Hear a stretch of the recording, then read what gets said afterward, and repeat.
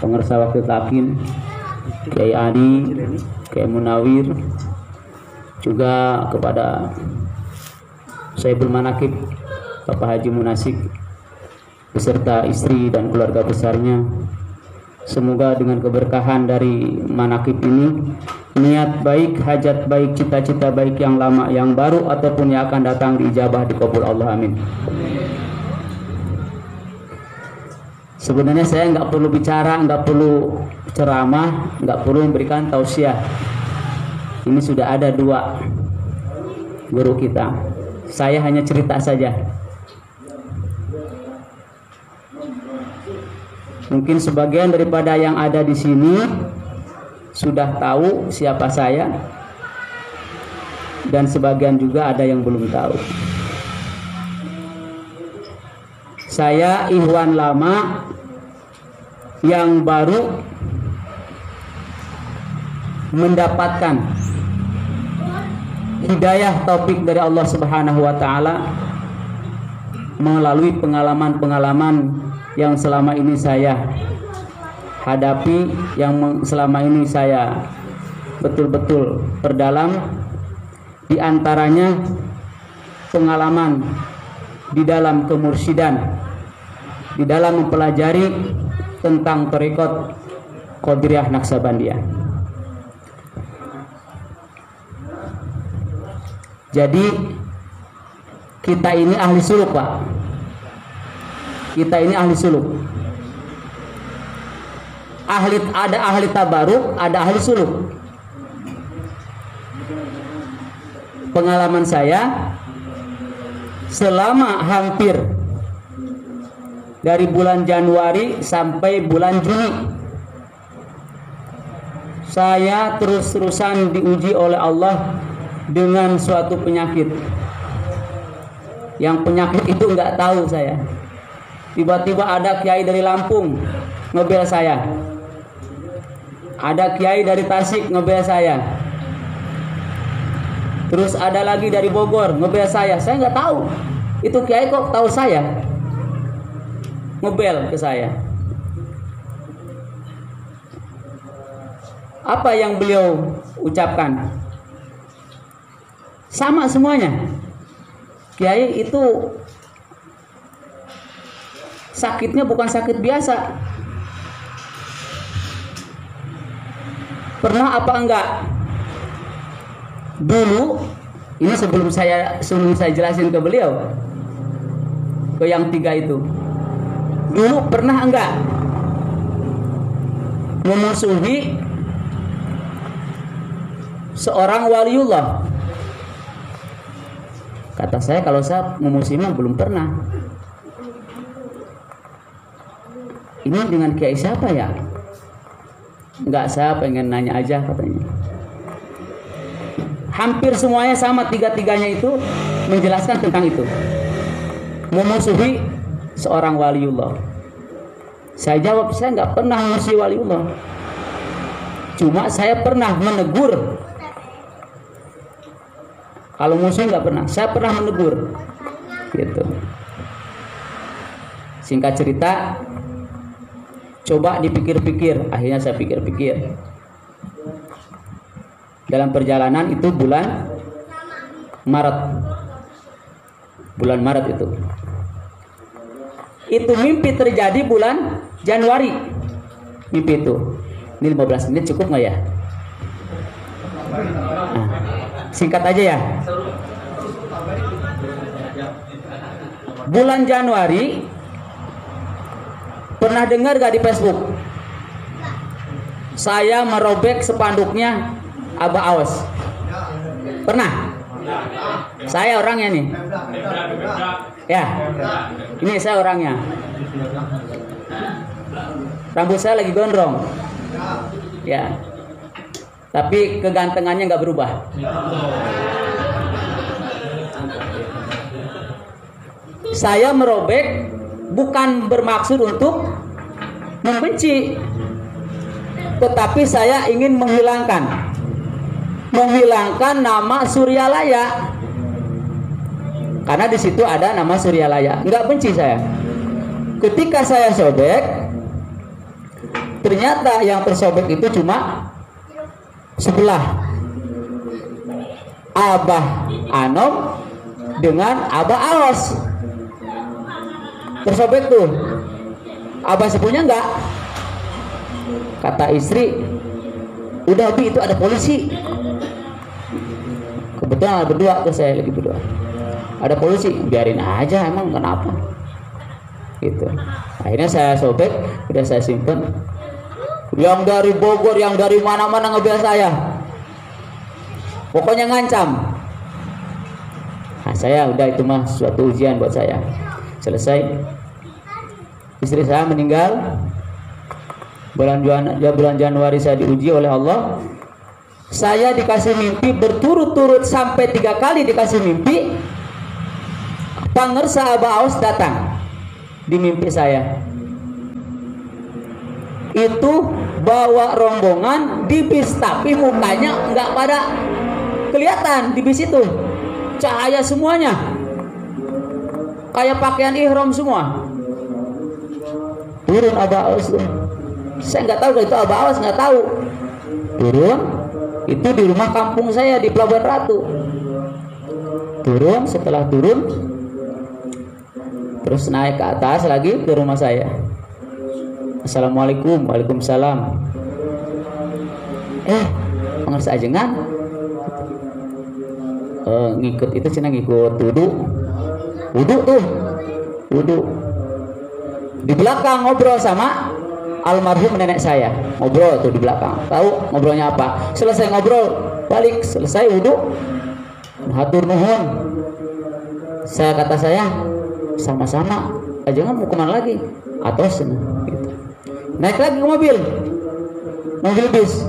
Itu mobil setelah dinaikin sama Abah itu, cahayanya semuanya, jadi nggak kelihatan tuh mobil, jalan aja mobil. Selesai itu. Besoknya begitu lagi sampai 3 kali mimpi. Nah, yang kedua kalinya ya beda lagi mimpinya. Mimpinya itu ketika saya dalam keadaan sakit, ketika itu dikasih fotonya pengersa Abah Anom. Dikasih foto pengersa Abah Anom. Setelah dikasih foto itu, saya lihat fotonya. Ada Abah Anom muncul di dadanya Abah Aos. Ada Abah Anom, ada Abah Aos. Ini ada apa sebenarnya? Saya sakit kenapa sih ini? Nah, ini ketemunya ketika ada Kiai Lampung ngomong seperti itu. Nah, setelah itu saya ketiga kalinya masuk rumah sakit. Saya nggak bisa apa-apa, dibopong. Ada 3 hari. Saya bel Haji Aris, Ji, mohon maaf ini, tolonglah saya usulin ke pengersa Abah. Aku naon Kiai cenah. Buku itu lagi diuji. Kunaon. Nah, singkat cerita, dibikinin air, pakai Grab, pakai motor itu tuh, motor apa namanya? Dianterin aja sama Grab itu, kan nggak boleh masuk ke rumah sakit. Dianterin 1 botol. Kata Abah, gege cager cenah. Sok kira keluar, geus keluar langsung ke Abah itu. Saya minum 1 botol gede itu. Alhamdulillah badan enakan. Besoknya nggak boleh keluar. Kata saya, Ji, ini nggak boleh keluar saya. Tolong diusulin lagi. Saya nggak mau lama-lama. Akhirnya diusulin ke sana, ke Abah lagi. Besoknya pulang. Langsung saya berangkat ke pengersa Abah. Sekitar 3 hari kemudian berangkat. Ya, saya berangkat sowan ke sana. Saya cerita kebetulan tidak langsung dengan pengersa Abah karena saya dalam posisi lagi ketika itu kemalaman ngantuk. Saya hanya diam aja di Abah. Dan itu kejadiannya sampai membuat saya bertanya-tanya gitu Pak. Bertanya-tanyanya kok sampai segininya kita bersuluk itu. Kata pengersa Abah, saya nanya ke beliau dalam rangka holwat, bah sebenarnya ada apa sih? Kok saya diberikan ilafat seperti itu? Kata Abah, ini mah mudah-mudahan omongan Abah ya, mudah-mudahan omongan Abah. Karena saya yakin pengarsa Abah Anom. Kata beliau gini, lamun hayang diajar ilmu jeung ibadah amaliyah ka aos, itu ngomongnya. Jadi Pak, gini Pak, saya itu pernah mendengar dulu kalau ajengan jajan itu ahli ilmu, kalau ajengan gaos ahli amal. Saya pernah dengar gitu. Nah ketika itu saya yakin yang ngomong itu Abah, karena tidak jauh berbeda dengan omongan itu. Lamun hayang ilmu jeung bisa ngamalkeun ka aos, bilangnya gitu. Oh berarti saya harus ke sana. Tetapi beliau tidak menyebutkan, hanya saya yang bisa menafsirkan siapa itu pengarsa Abah Aos. Biarin Bapak sekalian nggak usah tahu, ini mah rahasia saya. Ya, yang jelas saya yakin beliau pengarsa Abah Aos itu adalah seorang mursyid. Amin ya robbal. Gitu. Nah Bapak sekalian, yang saya pernah dapatkan dari pengalaman itu, ternyata sekarang ikhwan akhwat yang ada di Suryalaya itu hanya sebatas tabaruk. Tahu tabaruk? Tabaruk itu hanya sekedar mencari keberkahan, tidak berguru. Tidak berguru. Paham nggak? Kenapa? Karena Abah Anom sudah wafat secara zahiriyah. Sedangkan suluk itu harus ada mursyid dan harus ada salik. Betul Kiai? Kiai? Betul ya? Kalau salah salahin Kiai. Jadi kalau kita ini sedang melaksanakan suluk, kita ini sedang melaksanakan suluk, dan seorang mursyid yang diterima ya memiliki seorang murid yang ahli suluk, dan suluk hanya dimiliki oleh seorang murid yang memiliki mursyid. Jadi tidak dikatakan suluk kalau murid tidak punya mursyid. Do you understand? Paham? Nah, jadi gitu ya. Makanya saya sekarang dalam rangka mengikuti apa yang diceritakan dari pengalaman tadi pengarsa Abah, bahwa kalau ingin ilmu dan amal ke aos. Saya masih berpikir waktu itu, masih panjang lebar. Setelah diterjemahkan oleh saya, ternyata saya baca dalam kitab itu bahwasanya seorang murid itu tidak jadi suluk, tidak jadi salik kalau tidak punya mursyid. Hanya sebatas bertabaruk saja. Artinya mencari keberkahan saja. Tidak punya silsilah. Tidak punya silsilah kecuali kalau murid dijadikan mursyid. Artinya apa? Membuat kemursidan sendiri. Contoh misalkan Pak Haji Munasik murid Abah Anom, beliau diangkat jadi mursyid, ya silsilahnya nyambung ke Abah Anom. Tapi kalau kita masih jadi murid, tidak punya mursyid, mursyidnya sudah wafat, maka kita bukan lagi jadi murid dalam berguru, tetapi bertabaruk kepada guru, tidak memiliki titel salik atau seorang suluk. Makanya alhamdulillah ya, saya diberikan oleh Allah ujian dengan diberikannya suatu penyakit ya. Alhamdulillah saat ini saya masih bisa berjalan, masih bisa bicara, masih bisa bertatap muka dengan bapak sekalian, dengan ikhwan ya, ikhwan akhwat semuanya dalam keadaan sehat pula. Saya bisa memberikan pengalaman saya. Jangan ragu dengan Abah Aos ya, masalah kemursidan itu, karena memang tidak akan bisa didapatkan pengalaman-pengalaman itu tanpa ada perjuangan-perjuangan. Saya ya orang yang paling pertama dulu, orang yang paling pertama yang paling vokal di medsos ya, yang paling vokal di medsos. Kenapa? Karena saya tidak menerima Menerima apa?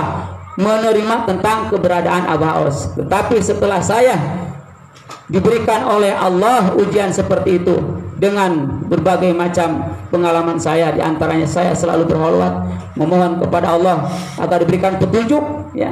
Alhamdulillah dengan petunjuk itu ternyata benar apa yang ditunjuk oleh Allah Subhanahu wa taala, bahwa Abah Aos itu adalah seorang mursyid, ya, seorang mursyid. Insya Allah mudah-mudahan kita bisa mengikuti beliau, ya, kita menjadi ahli ilmu dan ahli amal, bukan hanya sekadar ahli ilmu saja, tetapi harus jadi ahli amal. Kalau orang ahli amal pasti ahli ilmu, insya Allah. Mudah-mudahan. Hanya itu aja Kiai, mohon maaf panjang lebar saya bicara karena 15 menit. Saya dikatakan kalau lebih nanti korupsi, ya. Kurang lebihnya mohon maaf. Allahumma biqila qamitorik. Wassalamualaikum warahmatullahi wabarakatuh.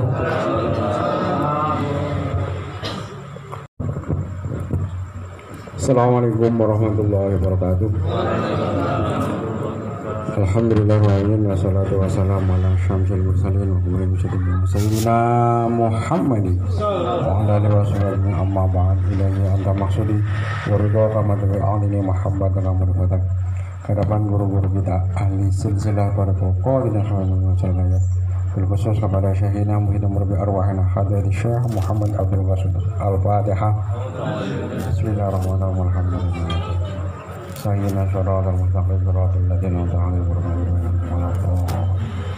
Yang mulia Wakil Syekh Wasid, pemimpin kita Bapak Haji Ali Esok Masruri, juga kita tadi yang menyampaikan pengalaman rohaninya Pak Yai Rendra, Haji Munasib, sekaligus tuan rumah, ikhwan dan Mbak Semawan sekeluarga, ikhwan akhwat dari pokok India Naksabelia yang dimuliakan Allah Subhanahu wa taala. Kita ini dibawa oleh guru kita ke kelas yang eksekutif, bukan lagi kelas umum tapi kelas eksekutif. Kalau jalur umum, orang itu di dunia ini lagi sekarang masih hidup, nanti jalur umum nanti ketemu malaikat Israel. Malaikat Israel dicabut, dimasukkan ke alam kubur. Nanti ketemu siapa lagi? Mungkar dan Nakir. Terus dikarantina di alam barzah, terus di mahsyar, ditimbang sampai dijemur di situ biar nggak kena corona, terus sampai melewati jembatan Sirotol Mustaqim yang konon seperti rambut dibelah 7, rambut dibelah 7, bawahnya neraka jahanam. Baru kalau bisa lewat baru masuk surga. Itu prosedur umum. Tapi ada juga jalur khusus, tidak melewati itu, tidak melewati apa? Inilah yang dijanjikan oleh Syekh Abdul Qadir. Siapa yang berguru kepadaku, maka aku akan menaruh perhatian. Barang siapa yang berguru cinta kepadaku, aku naruh perhatian. Artinya diambil oleh Syekh Abdul Qadir dan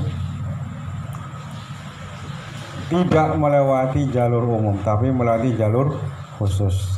Maka sering sekali Abah menyampaikan malaikat Israel suka kecolongan. Maksudnya kecolongan itu apa? Catatannya ini meninggalnya jam sekian di tempat ini. Ternyata orangnya sudah pulang. Itu namanya kecolongan. Loh kok ini catatannya kan ada catatannya. Ini malaikat Israel nggak berani kalau catatannya di sini harus di sini. Tapi ternyata banyak kecolongan. Itu sering. Dan tidak akan melewati, tidak dikarantina. Murid Syekh Abdul Qadir tidak akan dikarantina, tidak akan ketemu malaikat Mungkar Nakir. Lewat terus sampai kemana? Sampai begitu nyawanya lepas dari badan, langsung diantarkan ke ahli silsilah. Campur dengan Abah Anom, dengan Abah Sepuh, dengan Syekh Tolkar dan sebagainya. Langsung.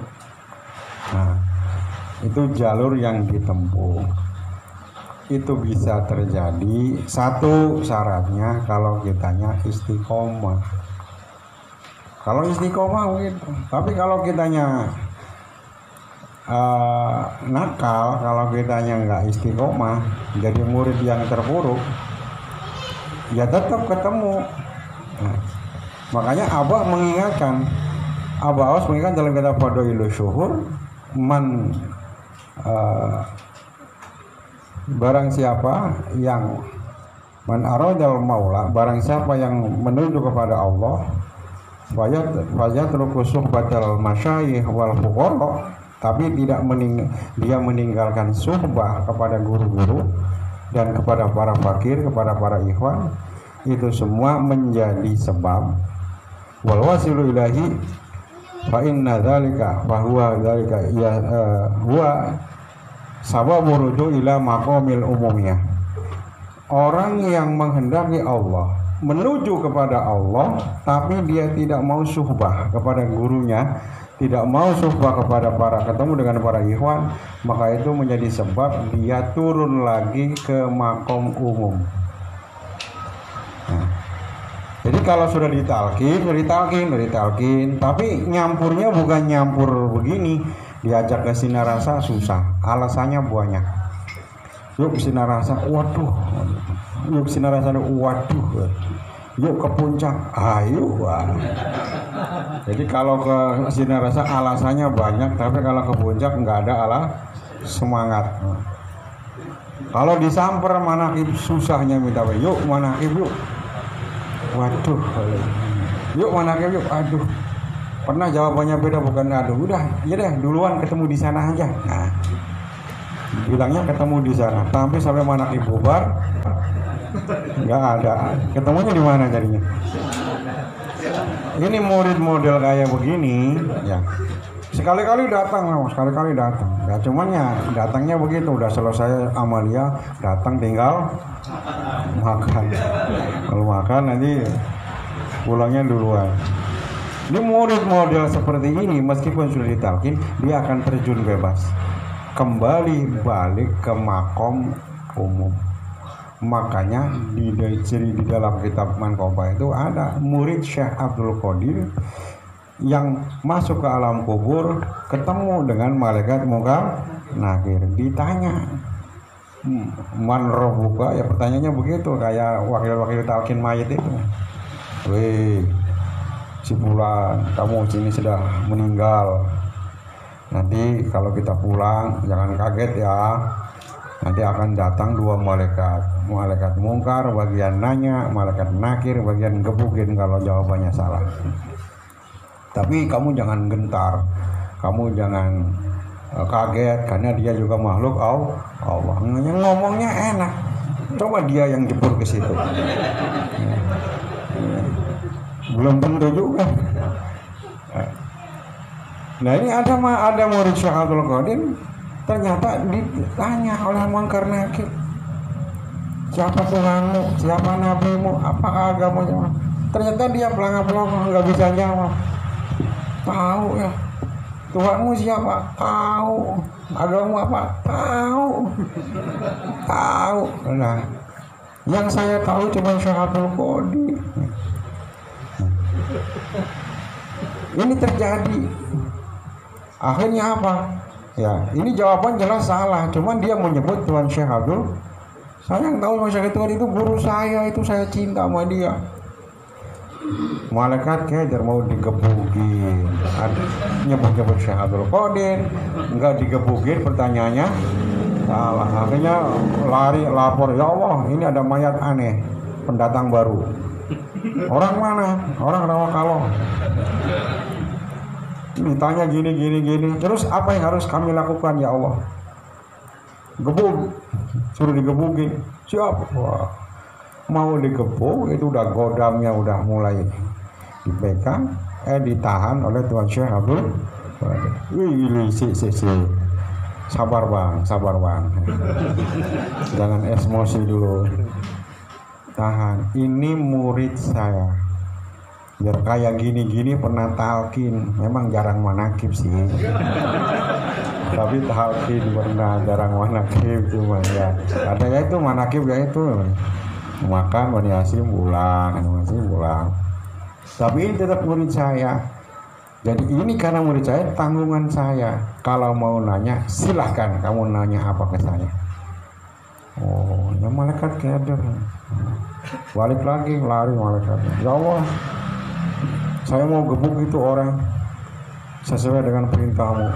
Itu godamnya ditangkis sama Syekh Abdul Qadir, saya nggak berani. Apa yang saya lakukan? Udah biarin aja, biar itu menjadi urusan gurunya. Maka itulah bahasa Tuhan Syekh Abdul, siapa yang datang kepadaku, Allah telah memberikan kepadaku dan menjadi milikku. Akhirnya apa? Selamat.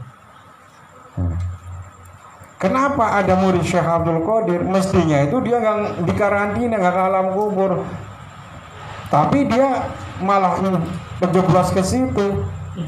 Kenapa? Karena itu ya tadi tidak mau suhbah, tidak mau ngumpul dengan para ikhwan, akhirnya dia nyampur ke umum lagi. Karena nyampur ke umum lagi, sholatnya bareng orang umum, dikirnya apa? Ayo, orang dari talqin, tapi nyampur umum, sholat di umum, di masjid umum, kira-kira dikirnya apa? Balik lagi ke yang dulu. Astagfirullahaladzim. Subhanallah.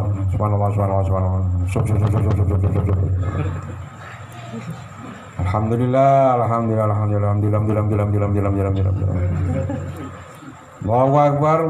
Bara. Pasti balik ke situ. Nah, pasti dia akan malu. Oh, nggak enak ah. Dikir kencang, la ilaha illallah kencang ya. Orang pada bubar, takut geger, takut itu. Pasti yang terjadi seperti itu. Kalau nggak mau nyampur dengan para ikhwan. Nah ini yang menyebabkan dia balik lagi ke makom umum. Karena dia pergaulannya juga umum. Ya, berangkat lagi. Nah, ada tahlilan, manakib, ini mana ya? Tahlilan aja yang cepat. Udah cepat dapat berkat. Tahlil itu cepat. Singkat, cepat, berkat. Singkat, cepat, berkat. Kalau manakib, nah itu akhirnya kembali. Nah ini kalau siapapun, kalau dia mau kembali ke umum, makanya jalur umum lagi. Sama malaikat ketemu lagi, sama Israel ketemu lagi, Mungkar Nakir ketemu juga. Ini meskipun pada akhirnya ditolong juga sama Tuhan Syekh Abdul Qadir, maka tapi kondisinya udah lain. Lah kita ini maunya ditolongnya itu langsung apa entar-entaran? Maunya bonyok dulu baru ada yang nolongin, apa nggak usah bonyok? Nah kita kan maunya kan langsung ke ahli silsilah. Begitu kita lepas nyawa dari badan, guru kita menghantarkan langsung ke ahli silsilah. Nah prosedur kita itu seperti itu mestinya. Dulu almarhum Kiai Haji Abdul Rashid Effendi, wakil talqin Jakarta. Setelah wafat beliau, ini keluarganya masih kayak kurang nerima. Masih suka nyesek kenapa Kiai pergi secepat itu. Makanya ngadap ke Abah Anom, Mbah begini. Terus kata Abah Anom suruh ke Aki Anta Surya. Kata Aki Anta Surya, ceritakan gini. Akhirnya dibuka hijabnya dibuka. Begitu hijabnya dibuka, ternyata keluarganya semua melihat Kiai Haji Abdul Rashid duduk bareng bersama Abah Sepuh dengan Syekh Tolha, dengan Syekh Abdul dengan satu majelis. Akhirnya apa? Kiai Abdul Rashid bergabung dengan ahli silsilah. Nah, kita juga semua ini sama. Ya meskipun di emperan juga nggak apa-apa, orang di dunia juga waktu manakib juga di emperan ya, habis datangnya kan belakangan. Tapi ya lumayan gabung juga. Tapi dengan ahli silsilah begitu disetorkan. Jadi nggak ada itu Mungkar Nakir juga nggak ada loh. Tadi di masjid ada pengumuman kok orangnya belum datang. Wah, nungguin juga. Oh itu mah ya udah pantas udah urusan dono. Nah, mual kesasar, orang kesasar ruh lan sukmane. lamun falastro ing pungkasane ora kesasar ruh lan sukmane manggalang Allah swarga manggone utuh mayite uga ulese utuh mayite uga nyasung lampe sampai kepada Allah. Bukan saja nyampe kepada, nggak bakal nyasar. Kenapa? Ada yang nganterin, ada guide, ada guru mursyid yang mengantarkan ruhnya ke hadirat Allah. Bukan saja itu, tapi jasanya nggak bakal kain kafannya juga nggak bakal. Ini yang terakhir, Bapak Haji Syarifuddin Mugni itu, Haji Syarifuddin sesepuh diberi julukan oleh The Legend of Manaqib. Diberi julukan legenda mana? Ini Manaqib kemana-mana aja dia nyampe ke Jawa Tengah, ke Jawa Timur, sampai ke Arab dia nyampe. Manaqib di Taif nyampe. Tuh Haji Udin. Beberapa waktu yang lalu 40 hari itu dikubur bareng anaknya yang dulu. Wah, anaknya juga nentang banget tadinya ke Abah Aos. Karena dia murid kesayangan TGN Center. Kesayangan bapak sama anak ini udah ini. Tapi Pak Haji itu dengan sabar, syukur doain terus doain. Akhirnya apa? Untungnya anaknya meninggal duluan. Si Hakim ini meninggal duluan. Kalau Pak Haji duluan yang meninggal, belum tentu dia ketolong. Lah menjelang dia wafat, dia dalam kondisi ini ya bahasa medisnya koma, tapi bahasa ininya kan ruhnya keluar dulu. Ternyata apa? Yang ngantarkan ruhnya ini adalah Abah Aos. Nah, ruhnya Abah Aos, begitu ruhnya dibalikin lagi baru dia iman. Oh ya, saya mau ikut Abah Aos. Tapi umurnya udah habis. Habis itu dia umurnya meninggal. Tapi dia meninggal dalam keadaan beriman. Dikubur di Kalibata 4 tahun yang lalu. Begitu Haji Udin dikubur, ini nggak ada pelebaran tanah di Jakarta, dikubur bareng jasadnya anaknya itu. Karena satu ini gali, ternyata apa? Banyak nyaksiin semua. Ternyata jasadnya Hakim masih utuh. 4 tahun yang lalu masih utuh, jasadnya masih utuh, kain kafannya juga masih utuh ya. Jadi semua juga nggak usah heran, semua ikhwan yang sudah ditanamkan zikir oleh guru mursyid dan mengimani betul-betul ya, maka kata Abah mengatakan talqin zikir itu memasukkan cahaya zikir ke dalam jiwa kita, sehingga jasad kita, daging, tulang sampai pori-pori kita bercampur dengan cahaya kalimat la ilaha, sehingga menjadi manusia cahaya. Nah, begitu dilihat, kita semua ini yang sudah ditanamkan pasti akan mengalami seperti itu. Jasad kita nggak bakal busuk. Jangankan busuk, bolong juga nggak bakalan. Kain kafannya bolong juga nggak bakalan. Kecuali di dunianya ngerokok. Kalau di dunia ngerokok, kain kafannya bolong-bolong dikit ya itu kan kena kesundut gitu. Tapi kalau nggak ngerokok nggak bakal bolong. Nah, itu di situ masih luar biasa.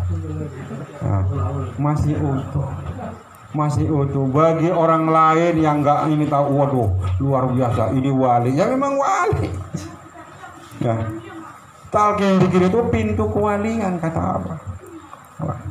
Nah, jadi satu, kenapa orang tidak langsung menuju kepada Allah? Satu penyebabnya dia tidak mau suhbah kepada guru mursyid, tidak mau barang-barang ngumpul manaqib. Sekali-kalinya manaqib ya begitu dah. Ya, mudah-mudahan di sini mah nggak ada ya. Nah, aktif semua kan? Udah makan semua kan? Udah. Ya berarti kan kebagian. Satu. Yang kedua, kenapa orang itu kembali makam ke makam umum diajar? Karena tidak yakin dengan guru mursyid. Ada seorang ikhwan Tasik meninggal.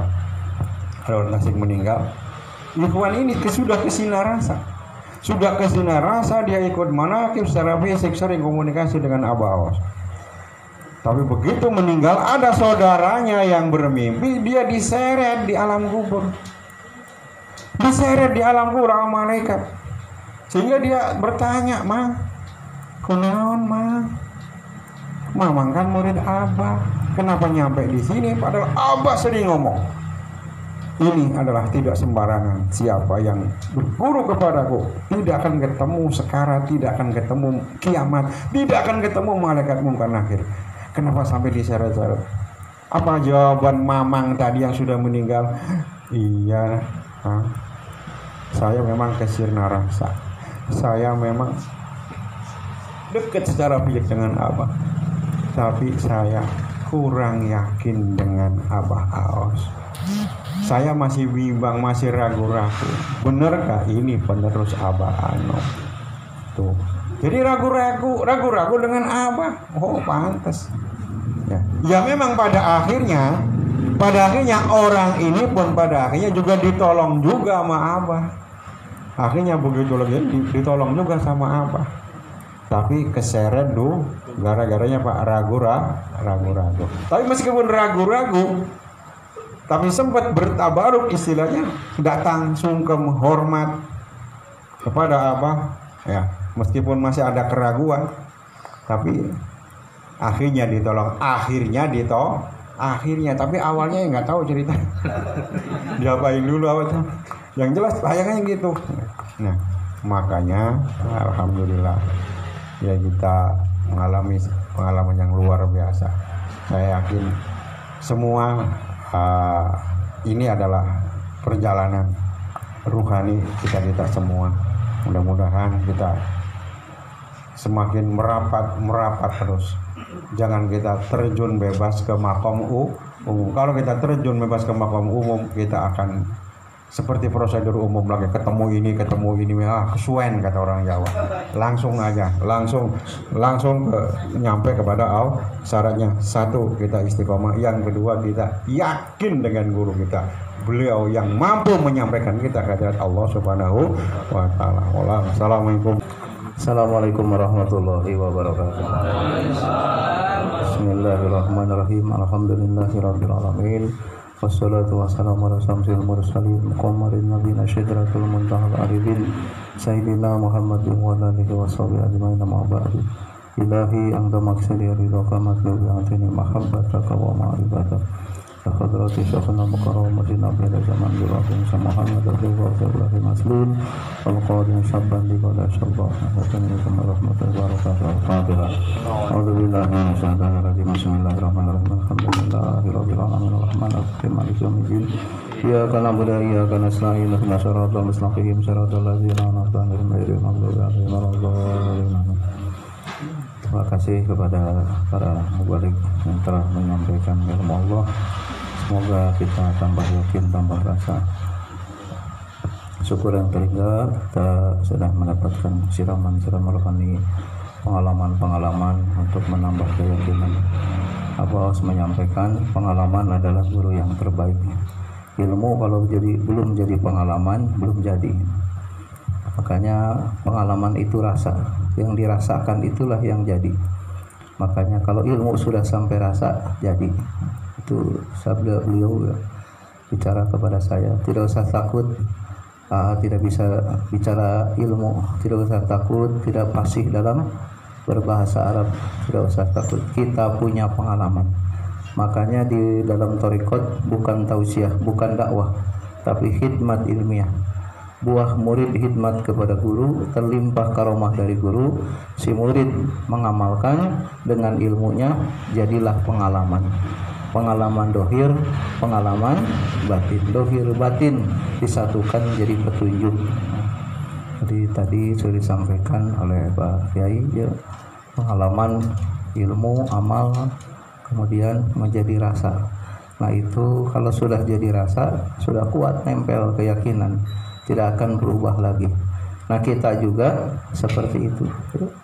Dulu ada namanya Ajengan Makmun, itu bencinya ke Abah Anom luar biasa. Paling benci. Lama-lama yakin, ditalkin oleh Abah Anom. Habis ditalkin naik ke atap, ke loteng, jatuh.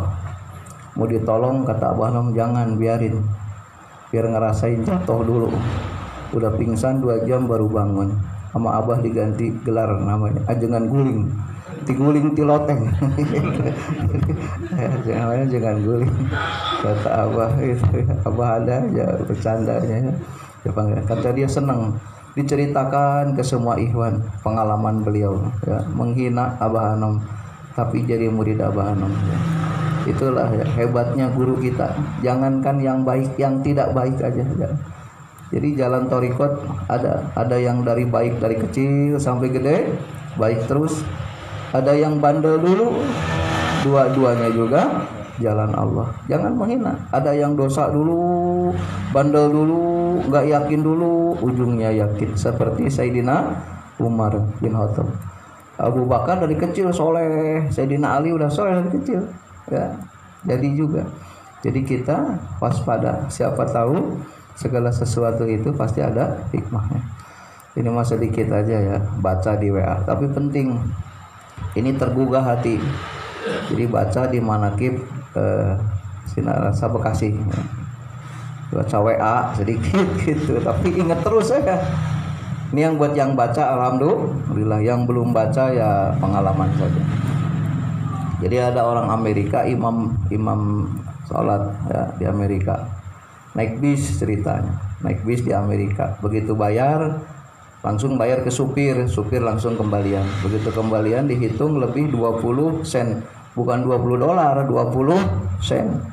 Wah lebih, duduk aja di bis. Ini duit 20 sen balikin apa jangan ya? Ini orang ingat apa enggak? Kalaupun dibalikin, apa artinya 20 sen? Apa mending dibuang? Takut mudarat? Apa disodakohkan ke orang yang minta? Apa disimpan? Apa muter? Lagi mikir balikin jangan balikin jangan, terus mikir. Tahu-tahu stop. Siapa yang turun di sini turun? Wah, ini udah nyampe saya. Begitu turun, ini belum ada jawaban. Balikin jangan, ini yang 20 sen nih, yang kembalian lebih. Tanpa sadar, nih Pak, Bapak lebih 20 sen ke saya kembalian nih buat Bapak. Saya balikin. Dipeganglah oleh supir itu 20 sen. Kata dia, saya lagi nyari agama yang paling benar. Saya menguji di antara penumpang yang agamanya Kristen, yang Hindu. Selalu saya lebihkan 20%. Ternyata 20 sen tidak balik. 20 sen mungkin uang receh ya, koin gitu. Nggak balik. Ternyata Anda yang berhasil dan saya akan ikut agama Anda. Apa agama Anda? Islam. Kalau begitu saya mau baca syahadat. Kenapa? Karena orang yang paling jujur jadi penumpang bis saya orang Islam. Islam.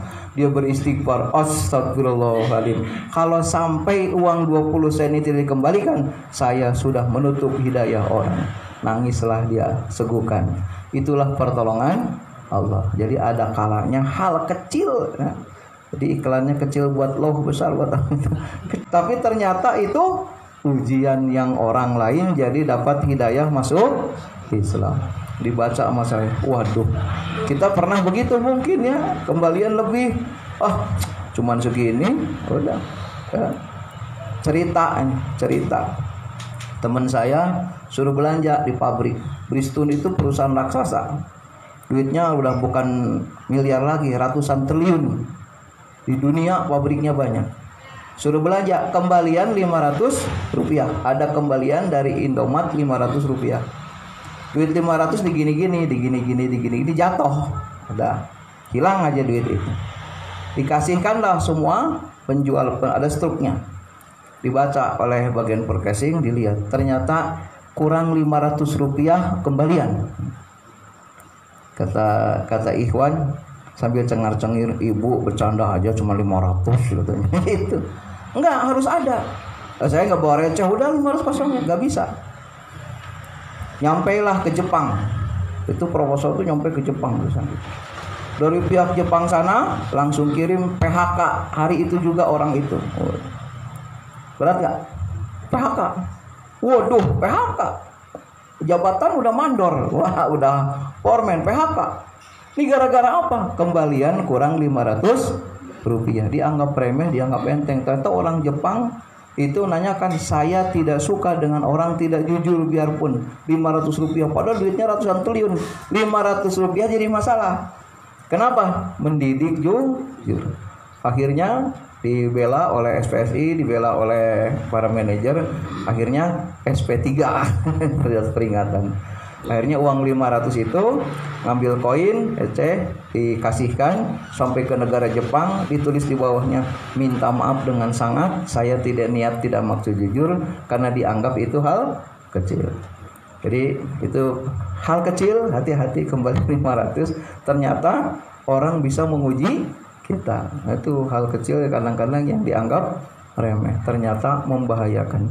Apalagi kalau kayak tadi mengujinya, uang kecil diuji kejujuran. Kalau jujur saya masuk Islam, kalau kamu tidak jujur saya masuk Islam.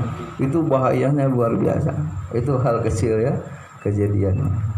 Jadi yang punya pengalaman gini namanya Mas Toto. Sekarang jadi manajer tapi ya, itu contoh. Jadi Mas Toto punya pengalaman begitu, cerita ke saya sampai nangis karena mau di PHK hanya gara-gara uang 500 rupiah. Untung hanya peringatan SP saja dan tidak akan mengulang lagi seumur hidup. Itu namanya uji. Jadi hati-hati ya. Jadi jangan menganggap hal kecil. Kita sudah bertoriko, ya, sudah punya guru, ya. Kadang-kadang kita menganggap hal besar. Makanya iman yang paling tinggi la ilaha illallah.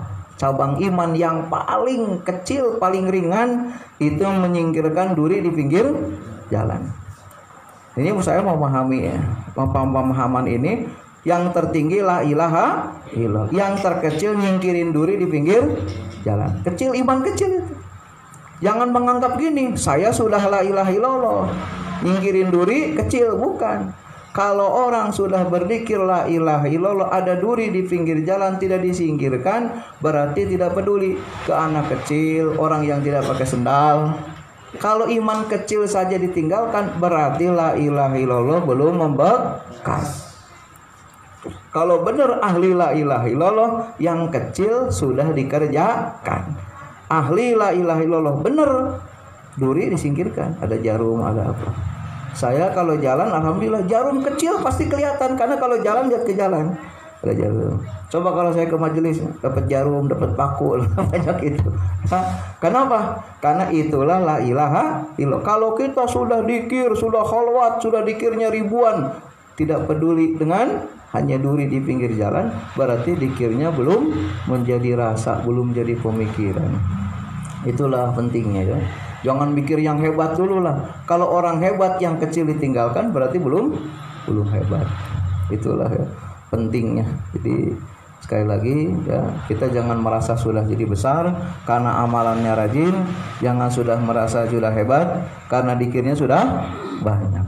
Ciri orang yang sudah hebat, yang kecil dikerjakan, yang gede juga dikerjakan. Amal kecil tidak ditinggalkan, amal besar juga diamalkan. Jangan suka begini, oh cuman bilang rebing doang, ya rebing juga. Ada orang mungkin dibilang, mas jelek amat, lagi hatinya lagi banyak duit mungkin nggak masalah ya. Kalau lagi banyak utang ditagih dibilang rebing bisa marah juga. Makanya hati-hati ya. Jangan salah, kata Imam Bukhari, berbohong dengan bercanda, bohong bercanda itu lebih gede dosanya daripada 30 kali berzina. Itu kata Imam Bukhari. Makanya biar apalagi bener bohongan nipu orang, ini mah bercanda. Makanya jangan suka biasa ngomong ya, manggil orang si ganteng aja, ganteng kemana, tapi ya enggak juga, si kesinggung juga yang jelek, lu ngeledek juga. Kalau sama yang jelek mah susah, dibilang ganteng ngambek, dibilang jelek ngambek. Udah panggil namanya saja ya, jangan suka manggil hal-hal yang tidak baik ya. Jangan-jangan kita tidak merasa dosa tapi sudah dosa, nganggap kecil ternyata besar. Ada ulama dulu itu ngasih nasihat ke bapak saya. Bapak saya lagi sakit mau meninggal aja, nasihatnya itu. Kata dia, ada sodakoh yang paling besar nilainya di hadapan Allah. Apa papi siri teh? Sodakoh yang nggak niat, nggak sengaja, itu bisa lebih gede daripada yang niat padahal gede. Seperti apa pak? Seperti orang beli kembaliannya kurang, cuma 500 rupiah. Kata kita, udah apa buat bapak aja lah daripada nggak kembalian. Itu teh, saya ke Indomaret kembalian 200 perak, nggak ada. Udah mas 200 waktu sampai nyungkem gini, makasih pak, ini tanggung jawab saya pak, harus ngembaliin, tapi kembaliannya nggak ada. Kalau bapak nggak ikhlas negur saya ditegur. Alhamdulillah 200 perak nggak seberapa, tukang parkir juga ngamuk dikasih 200, tapi jadi nilai gede karena dijadikan kebaikan. Jadi biasakannya kalau orang kurang kembalian, udahlah gitu, kurang 1000 udahlah. Itulah sodakoh yang setan belum siap menggoda, kita sudah jadi. Kalau sodakoh 1 juta, yang mau dikasihnya DKM-nya keburu tutup, begitu pulang ke rumah inget jadi 500 biasanya nggak ketemu lagi jadi 200, ujungnya nggak jadi ya. Tapi kalau itu mah langsung jadi, nggak niat. Alhamdulillah ya, belajar hal kecil jadi besar. Amin ya rabbal alamin. Akhirul kalam sampaikan, kurang lebihnya mohon maaf. Assalamualaikum warahmatullahi wabarakatuh.